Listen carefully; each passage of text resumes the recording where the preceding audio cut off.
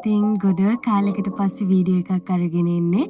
මුලින්ම සමාව ගන්නවා මෙච්චර දවසක් වීඩියෝ එකක් දාන්න පරක් වුණාට අද දවස ගැන කිව්වොත් අද මට මාරම සතුටු දවසක්. මොකද හිතේ තිබ්බ ලොකු ආසාවක් අද ඉෂ්ට වෙනවා. ඒක තමයි මට කාලෙක ඉඳලා ආසාවක් තිබ්බා සීයාව අපේ ගෙදර එක්කගෙන ගිහිල්ලා සීයා ආස තැන්වල එක්කගෙන යන්න, සීයා ආස දේවල් කන්න දෙන්න. ඒ හැමදේම මම බලා කියා ගන්න ටික දවසකට හරි මට ලොකු ආසාවක් තිබ්බා. ඉතින් අද ඒ ආසාව ඉෂ්ට කරගන්න මට පුළුවන්.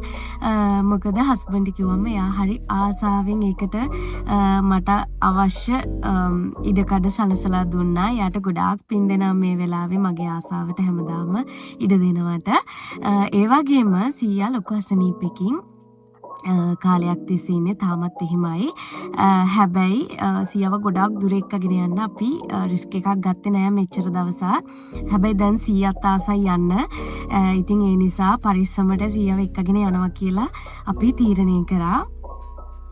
ඉතින් මගේ උදව්වට මම නංගිවත් එක්කගෙන යනවා. මොකද බබාගේ වැඩ කටයුතුත් එක්ක කොහේ හරි ගමනක් යනකොට බබා ගැන බලන එකත් එක්ක සීයව ෂුටක් බලා ගන්න මටත් අමාරු නිසා මගේ උදව්වට මම නංගිවත් එක්කගෙන යනවා. ඉතින් කොහොම හරි අද මට හරි සතුටු දවසක්. දැන් අපි ගමේ ඇවිල්ලා දැන් අද යන්න හදන්නේ ආපහු කොළඹ.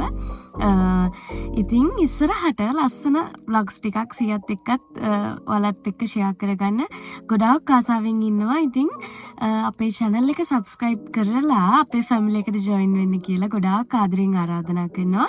මේ වීඩියෝ එකත් ඉවර වෙනකම් බලන්න කියලාත් ආරාධනා කරනවා. ඉතින් එහෙනම් ඉස්සරහට අපි සියත් එක්ක කොහෙද යන්නේ මොකද කරන්නේ කියලා බලන්න අපිත් එක්ක එකතු වෙලා ඉන්න.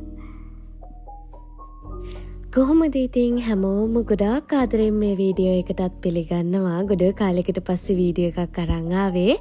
ගොඩක් විශේෂ වීඩියෝ එකක් මේක. මං මුලින් කිව්වා වගේම ඔන්න ඉතින් සීයා උදේ පාන්දරම ලෑස්ති වෙලා මග බලාගෙන ඉන්නේ ගොඩාක් ආසාවෙන් මේ ගමන යන්න. අපි දැන් තමයි හස්බන්ඩ්ලගේ ගෙදර ඉඳලා කොළඹ යන්න හදන්නේ පටන් ගත්තේ.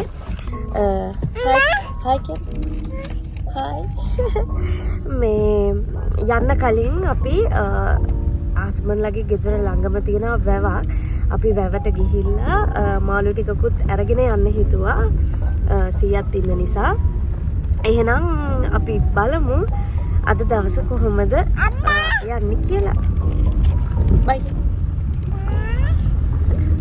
සීයාව වාඩි කරා ඉස්සරහ ෂීට් එකේ. මොකද සීයාට අර කකුල් දෙක එහෙම හොඳට දිග අරගෙන යන්න පුළුවන් ඉස්සරහ ෂීට් එකේ වාඩි වුණාම.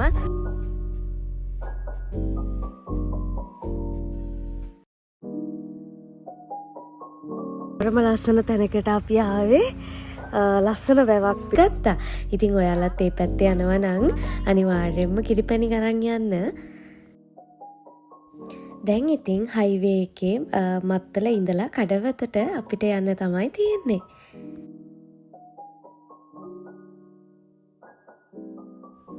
ඔන්න ඉතින් චූටි මණිකටත් මාරම සතුටුයි.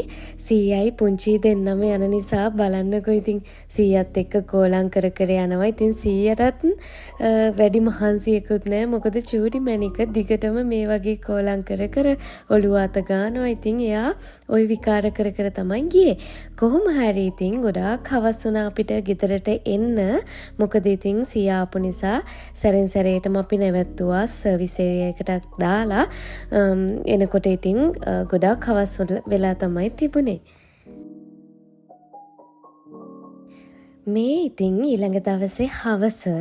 ඉතින් උදේවරුේ අපි කොහෙවත්ම ගියේ නෑ. මොකද ආපු මහන්සියත් එක්ක සීයට පොඩ්ඩක් අමාරු වෙයි කියලා හිතලා අපි උදේවරුව සීයට පොඩ්ඩක් විවේකයෙන් ඉන්න දුන්නා. ඉතින් හවස් වෙන්න මේ අපි යනවා ගෝල් ෆේස් එක පැත්තේ. ඉතින් සීයා ගිහිල්ලත් නෑ කියලා කියපු නිසා අපි රෑ වෙන්න චුට්ටක් ගියේ.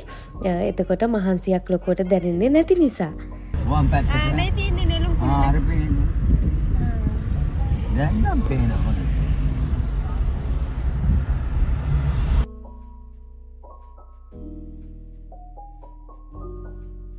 මම මුලින් කිව්වා වගේම නංගි මගෙත් එක්ක ආපු එක මට පුදුම තරම් උදව්වක් වුණා. මොකද මේ වගේ තැන්වලට ගියාම අපේ චූටි මැණිකව පොඩ්ඩක් බේරගන්න හරි අමාරුයි. එයා හැම තැනම දුවනවා. ඉතින් ඒ වගේ වෙලාවට සියා ගැන බලන්න නංගි ඉන්න එක හරිම පහසුවක් මට. බලන්නකො ඉතින් මම බොරුද කිව්වේ කියලා. ඊට පස්සේ ඉතින් අපි රෑ කියලා බලන්නේ නැතුව අයිස්ක්‍රීම් කෑවා. Sia. Ice cream.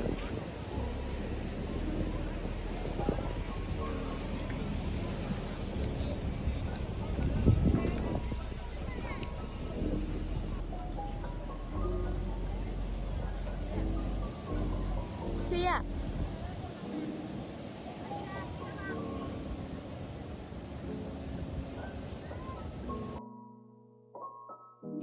ඊට පස්සේ ඉතින් අපි පෝට් සිටියට ගිහිල්ලා පෝට් සිටියත් බලාගෙනම එදා දවසේ ඒ විදිහට ඉවර කළා.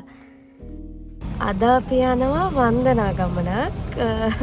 වන්දනා ගමනක් කියන්නේ ඔන්න මැද්දෙන් පැනලා. වන්දනා ගමනක් කියන්නේ හයි. එකලම හයි කිව්වා. මේ හයි. සීයා එක්කගෙන යනවා මේ වටේම තියෙන පන්සල් ටිකේ. ගංගාරාමේ ඊට පස්සේ මහමෙවුනා අසපුවේ එහෙම මුලින්ම යන්නේ මහමෙවුනා අසපුවට. ඉතින් සුපුරුදු විදිහටම අපි නංගි ඉන්නවා සියා ඉන්නවා අද හස්බන්ඩ් නිවාඩුවක් දැම්මා. ඉතින් අපි කට්ටියම යනවා. එහෙනම් ඔයාලත් එන්න අපිත් එක්ක වන්දනා ගමන යන්න.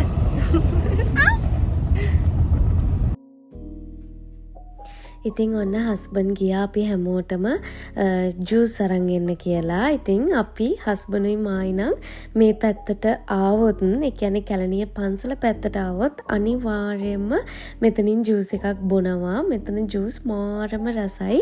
ඒ වගේම තමයි හරිම ෆ්‍රෙෂ්. අනිත් එක අපිට හදනවත් පේන නිසා ඉතින් කිසිම ප්‍රශ්නයක් නැහැ. හරිම රසයි. ඉතින් ඔයාලත් මේ පැත්තට එනවා නම් අනිවාර්යයෙන්ම මෙතනින් බීලා බලන්න. ඒ වගේම මමයි හස්බන්ඩ්ුයි අපි දෙන්නම හරිම ආසයි කොහේ හරි යනකොට අර පාර අයිනේ තියෙන චූටි කඩවල් වලින් රොටි කන්න, ඒ වගේම මේ වගේ ජූස් වර්ග බොන්න ඉතින් හරිම ආසයි. ඒක මම විශ්වාස කරනවා එයාලටත් ලොකු ශක්තියක් වෙනවා කියලා. ඉතින් ඔයාලත් ඒ වගේ දේවල් try කරලා බලන්න. ඒක වෙනස්ම අත්දැකීමක් වෙයි. කතාවෙන් කතාව අපි සීයව මුලින්ම එක්කගෙන ආවා මහමෙවුනා අසපුවට. ඉතින් මෙතනට ආපු වෙලාවේ ඉඳලම සීයාස් දෙකේ කඳුළු පුරවගෙන ඉවර වෙනකල්ම පින්දෙන එක තමයි වැඩිපුරම කරේ.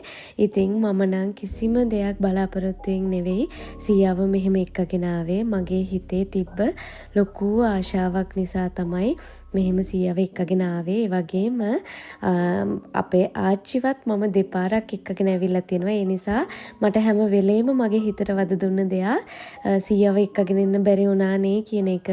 ඉතින් මේ පාර මගේ තිබ්බ ලොකුම ආසාව සහ මගේ සතුට මම මේ විදිහට ඉෂ්ට කරගත්තා. ඒ කිසිම දෙයක් බලාපොරොත්තු වෙන්නේ නෙවෙයි. අඩුම පින් සියගෙන් පින් ගන්න එකවත් මම බලාපොරොත්තු උනේ නැහැ.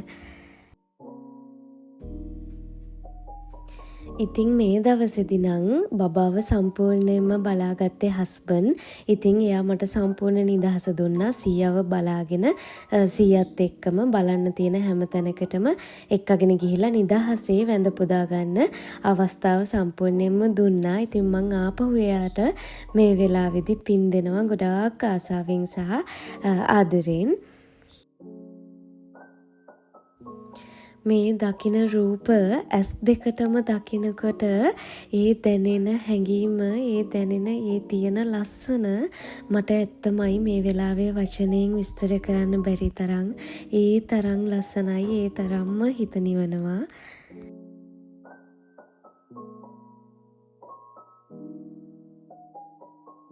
ඔන්න සීයට ඉතින් දවල්ට කොමඩු ඕන කියලා කියපු නිසා අපි සීයට කොමඩු අරන් දුන්නා. මොකද සීයාගේ අසනීප තත්වෙත් එක්ක හරිම අඩුවෙන් තමයි කෑම කන්නේ. බත් නම් කන්නේ නැතිම තරම්. ඔන්න ඉතින් ඊළඟට අපි ආවේ බෙල්ලන්විල පන්සලට. ඉතින් බෙල්ලන්විල පන්සලට එනකොට නම් සියගේ කකුල් ටිකක් රිදෙන්න ගත්තා. ඒ නිසා අදට අපි මේ පන්සල් දෙක ගිහිල්ලා ගමන නතර කරනවා කියලා හිතුවා. මොකද එහෙම නැති වුණොත් සියයට ගොඩක් අමාරු වෙන්න පුළුවන් කකුල්. සියා කොහොමත් ක්ලචස් වලින් යන නිසා ගොඩාක් දුර ඇවිදින්න කරන්න ටිකක් අමාරුයි. ඒ නිසා අපි බෙල්ලන්විල පන්සලට විතරක් අද යනවා කියලා තීරණය කරා.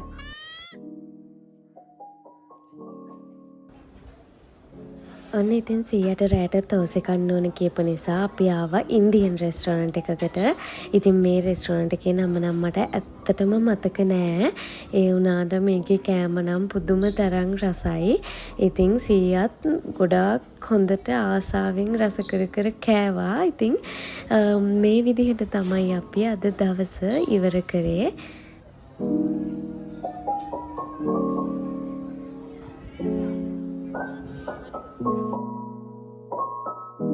මතක ගොඩාක් ඉතිරි කරපු හරිම සතුටු දවස් 10ක් මේ විදිහට ගත වෙලා ගිහිල්ලා දැන් ඇවිල්ලා තියෙන්නේ අපව සියා ගමට යන දවස.